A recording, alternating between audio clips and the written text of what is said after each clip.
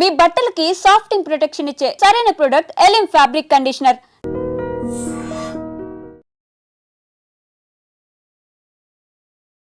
నమస్తే, welcome to I dream.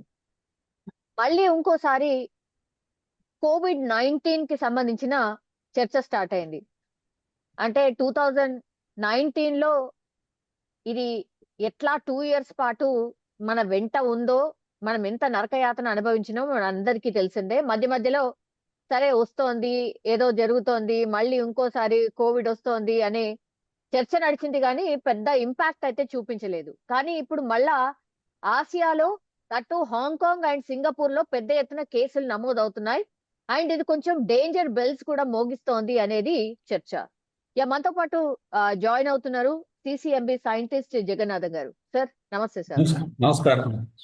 Sir, COVID-19 కి సంబంధించిన చర్చ ఎప్పుడు వచ్చినా సరే మీ ఏమంటారు, మీ ఎక్స్పీరియన్స్ అనుకోండి, లేకపోతే అసలు ఈ కోవిడ్-19 ఇప్పుడు వచ్చింది, అసలు ఎట్లాంటి టైప్ ఏంటి అనేది ఎవ్రీ టైం మాట్లాడతాం సార్. అగైన్ మాట్లాడాల్సిన సిచ్యువేషన్ వచ్చింది సార్. సార్, ఆసియా దేశాల్లో హాంకాంగ్ అండ్ సింగపూర్ లో పెద్ద ఎత్తున కోవిడ్-19 కేసెస్ నమోదవుతున్నాయి.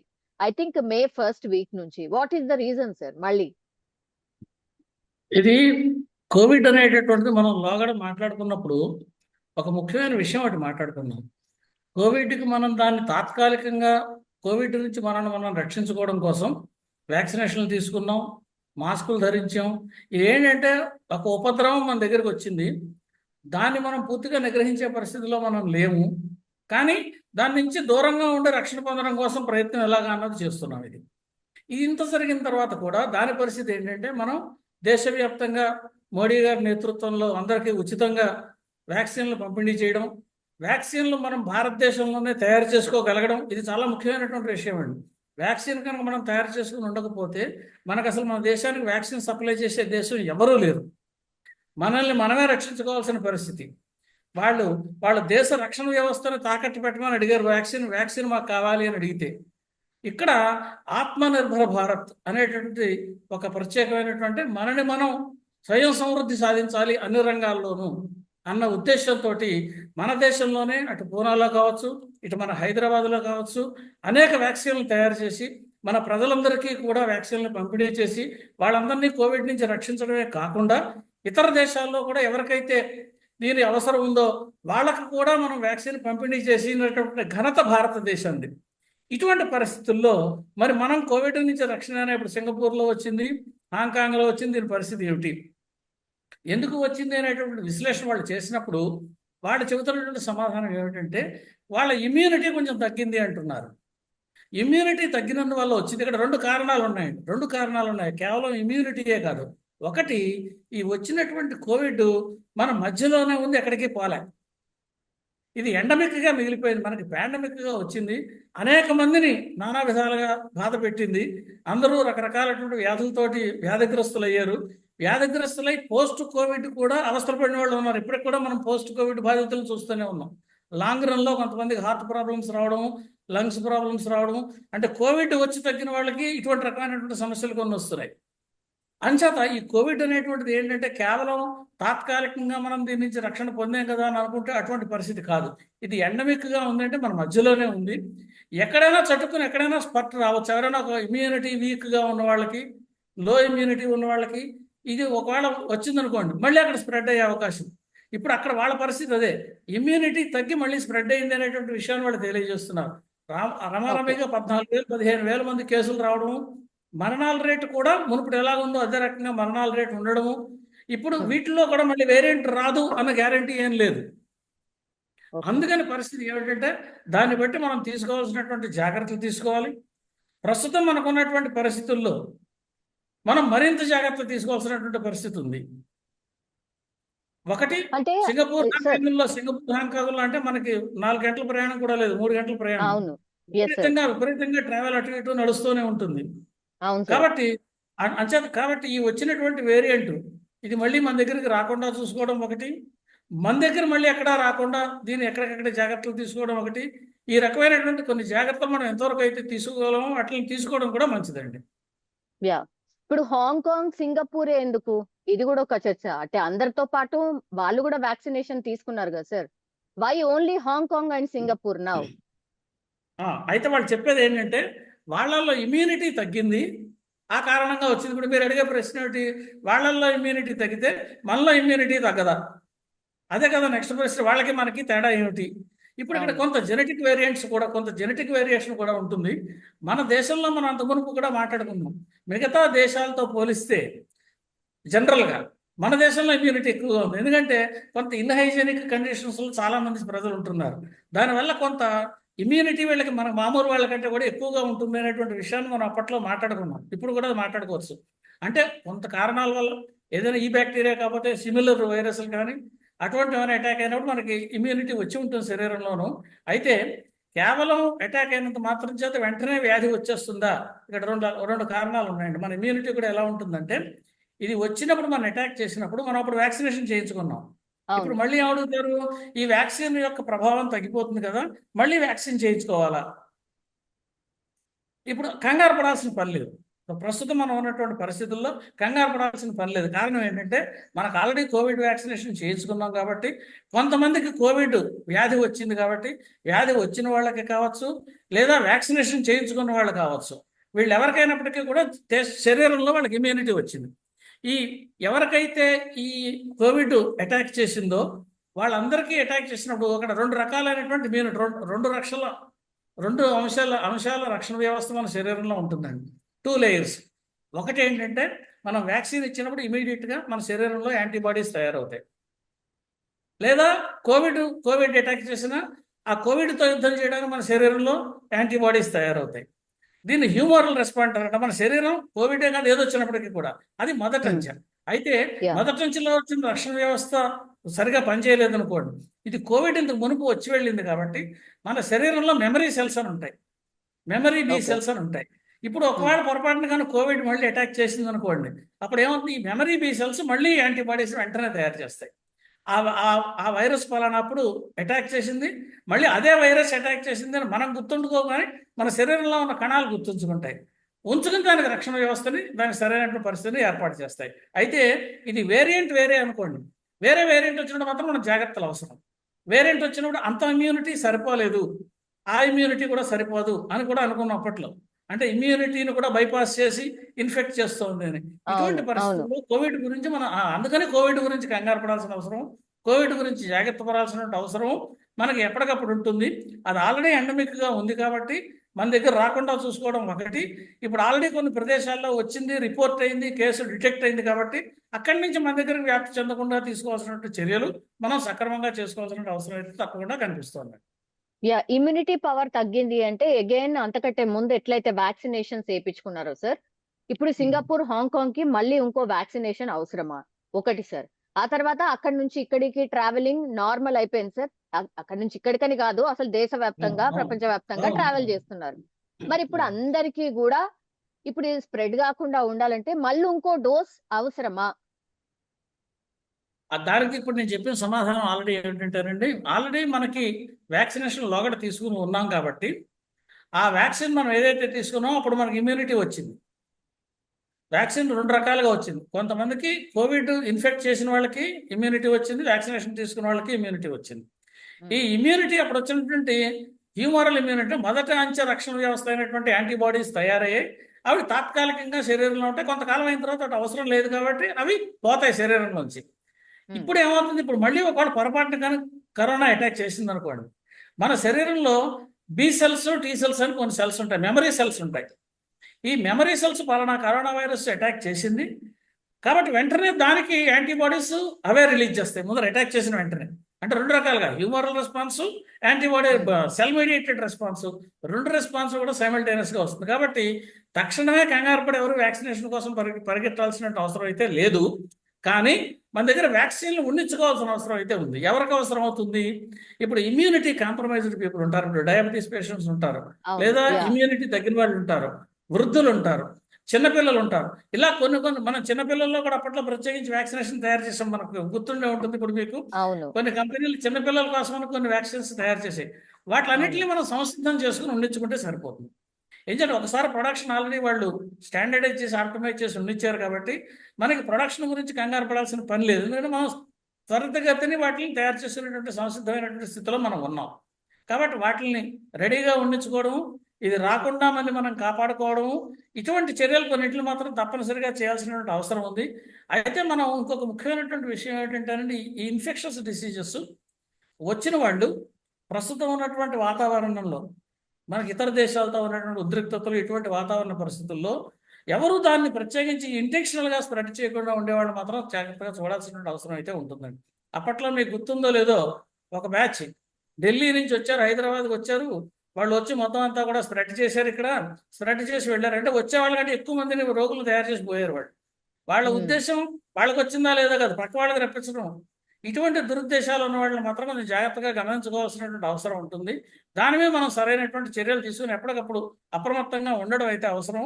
ఎందుకంటే వాళ్ళ ఉద్దేశం ఏంటంటే వాళ్ళకి వచ్చిన పని పక్క వాళ్ళకి రావాలన్నదే వాళ్ళ ఉద్దేశం, పక్క వాళ్ళని బాధ పెట్టాలన్నదే వాళ్ళ ఉద్దేశం.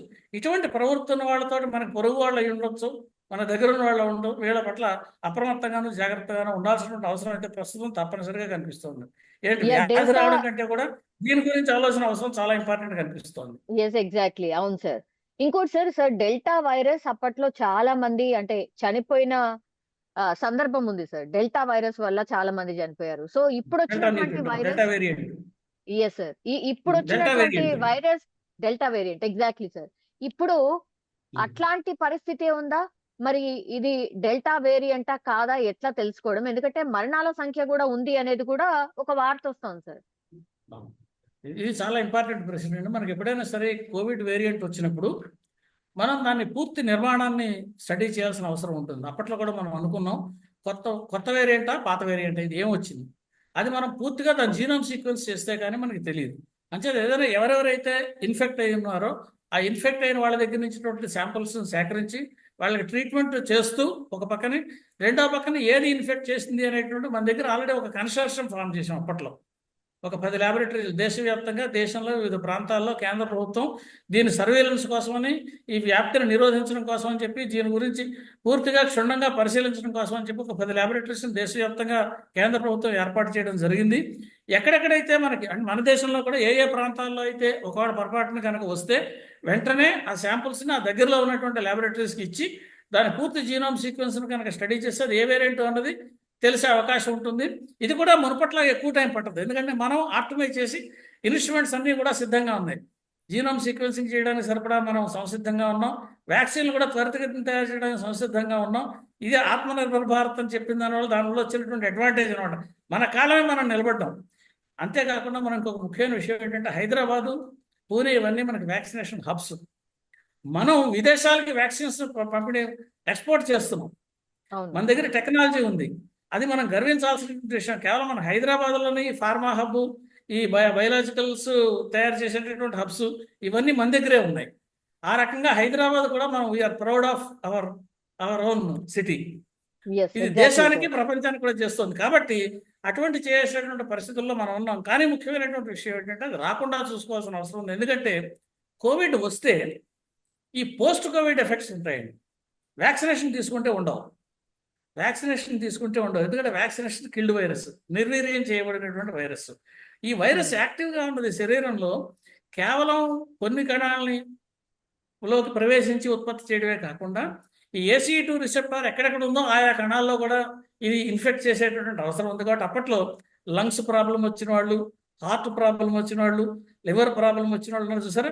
ఇది కోవిడ్ వచ్చినప్పుడు వెంటనే లేకుండా కొన్ని తర్వాత రోజులు, 4 ఏళ్ల తర్వాత, 5 ఏళ్ల తర్వాత కూడా కొంత ఈ అవయవాలని కొన్నిటిని అది పాడు చేసి పెడుతుంది. అది ఆ రకమైనటువంటి స్వభావం మన దగ్గర ఉంది. కాబట్టి అది రాకుండా చూసుకోవడమే చాలా ముఖ్యమైనటువంటి విషయం. అందుకనే మనం prevention is better than cure అని మన అందరికీ వ్యాక్సినేషన్ ఉచితంగా ఇప్పించిన కారణం కూడా అదే. అది కనుక వస్తే మనకి ఇమ్యూనిటీ ఆల్రెడీ ఉంటుంది. కాబట్టి ఇటువంటి దూరదృష్టి ఉన్నటువంటి నాయకత్వం మనకు అవసరం. ఆ నాయకత్వం ప్రస్తుతం దేశంలో ఉంది. దానికి మనందరం కూడా సంతోషించాలి. మోడీ గారు అప్పట్లో ఇన్ని వ్యాక్సిన్లు చేయించి ఉచితంగా చేయడం వల్ల ఈవేళ మనం దేశంలో 5 ఏళ్ల తర్వాత కూడా కోవిడ్ కూడా మనం సంసిద్ధంగా ఉన్నాం. అటువంటిది వస్తే మనం నిలబడగలము ధైర్యంగా, దాని గురించి భయపడాల్సిన అవసరం లేదు అని ధైర్యంగా చెప్పుకోగలిగిన పరిస్థితిలో ఉన్నాము. ఉన్నప్పటికీ మీరున్నట్టుగా వేరియంట్స్ ఏమైనా వచ్చినప్పుడు మాత్రం ఆ పాత చేసినటువంటి దాంట్లో ప్రాబ్లమ్స్ వస్తాయి కాబట్టి మన దేశంలో దానికి కూడా ఒక వ్యవస్థ సంసిద్ధంగా ఉంది.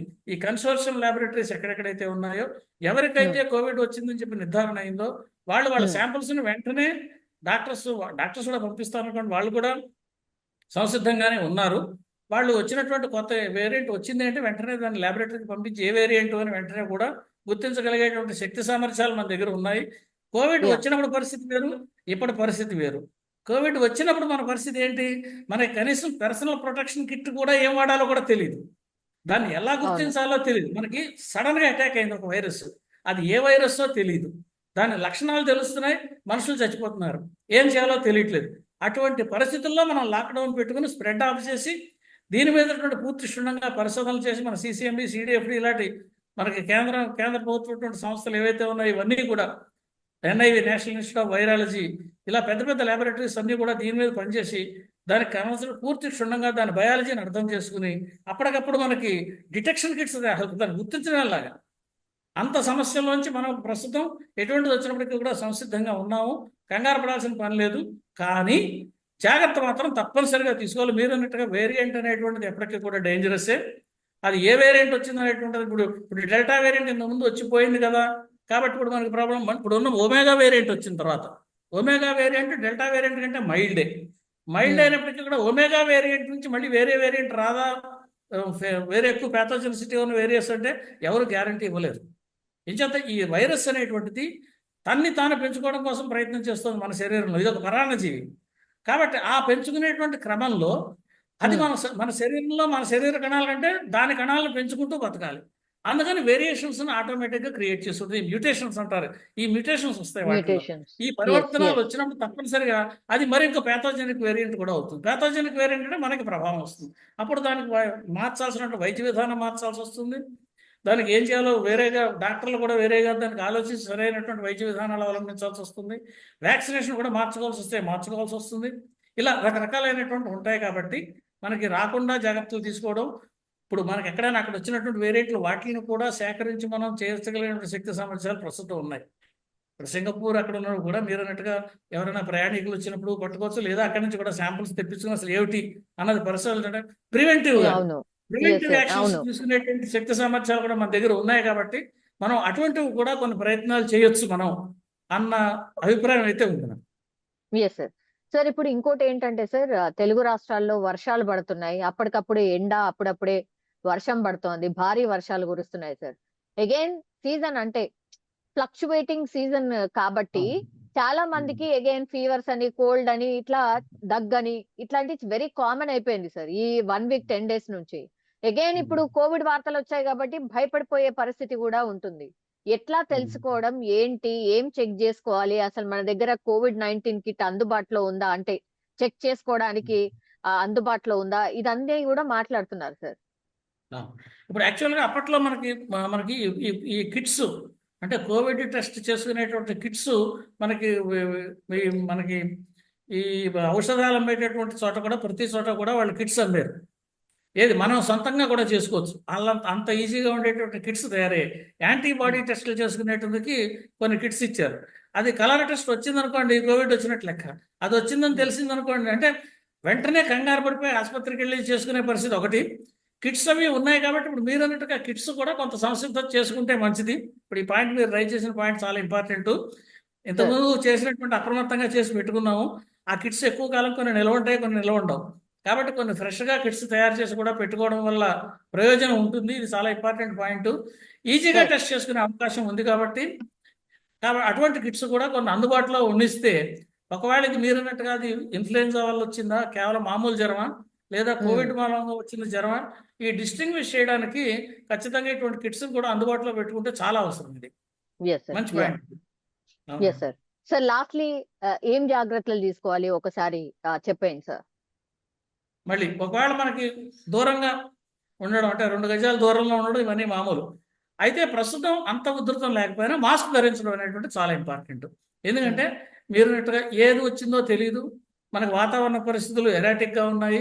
ఈ ఎరాటిక్గా ఉన్న వాతావరణ పరిస్థితుల్లో జ్వరాలు, విష జ్వరాలు వస్తున్నాయా, మామూలు జ్వరాలు వస్తున్నాయా, వైరల్ జ్వరాలు వస్తున్నాయా, లేకపోతే వేరే దోమకాటు ద్వారా జ్వరాలు వస్తున్నాయా, ఎందుకు వస్తున్నాయి అనేటువంటిది ఈ అనుమానం ప్రతి ఒక్కళ్ళలోనూ ఉంటుంది. కాబట్టి మనం మాస్క్ ధరించడం వల్ల చాలా మటుకు వీటిని ఆపు చేయగలిగినటువంటి పరిస్థితుల్లో ఉంటాం, ప్రివెంట్ చేయడానికి అవకాశం కలుగుతుంది.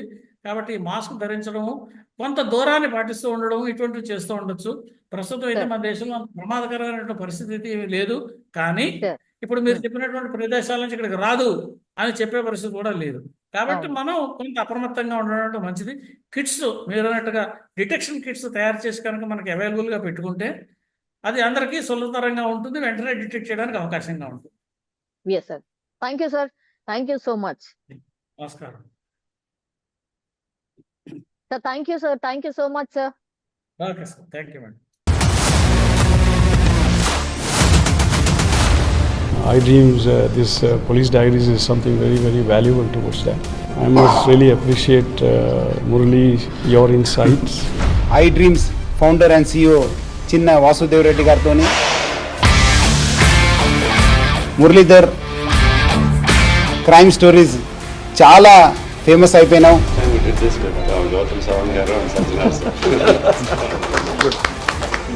Well done. Congratulate him for doing so well, and I congratulate him, his boss also, for doing so well.